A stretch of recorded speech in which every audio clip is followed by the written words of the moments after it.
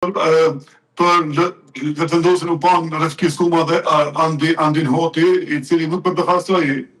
që në pjesë e lisën, ndoshta i ka qenë pjesë deputeti PDK-s, për faktin se ai ka kohë që punon afër qeverisë së Kurti në departamentin që ai drejton për personat e zgjuar, dhe Refki Skuma nuk është që ka po ndonjë befasi të jashtëzakonshme, por prurjet më të rëndësishme në këto zgjedhje ka pasur Aleanca për Anërinë e Kosovës, e cila ka bërë disa gjetje të rëndësishme, siç mund të jetë rasti i Dardan Krasniqit, i cili është edhe punati i Arborina Xhiut, kandidatë për deputetin në Vetëvendosje, pastaj profesorin e Universitetit të Prishtinës, Argjen Kastratit, i cili edhe kishte deputeti i PDK-s, mandej edhe prurje cilësore mund të zërohet edhe zoti Agim Qeku, do thonë, nëse e shohim ka prurje të reja, më shumë ti ka mund të sjellë prurje në partinë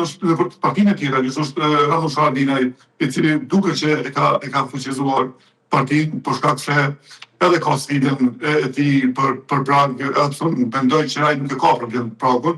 për Aleancën ne nuk mund ta konsiderojmë temë Pragun, por mund ta konsiderojmë a do t'i fitojë 8, 10 apo 12 deputet. Kjo është çështja, sepse AKP nuk do ta ketë problem Pragun. 8, 10, 12 deputet, nga numri që doli në shkurtë, që është krejt ndryshe. Po, ajo ka ndodhur realisht. Problemi ka ndodhur te këto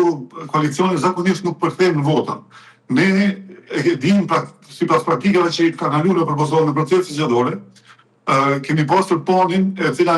3 parti të mëdha nuk kanë mujtë me bo as 240.000 vota në atë kohë. Do të thotë që shumë pak, veç PDK ka pas 200.000 vota në atë kohë. Prandaj nuk domosdoshmë përkthehen këto në vota, ashtu siç edhe AKP-s me nisme nuk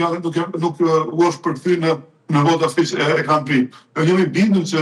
AKP do dalë më mirë vetë nëse sot kishte që ka pasur për një me nismen e Fatmir Limrajt.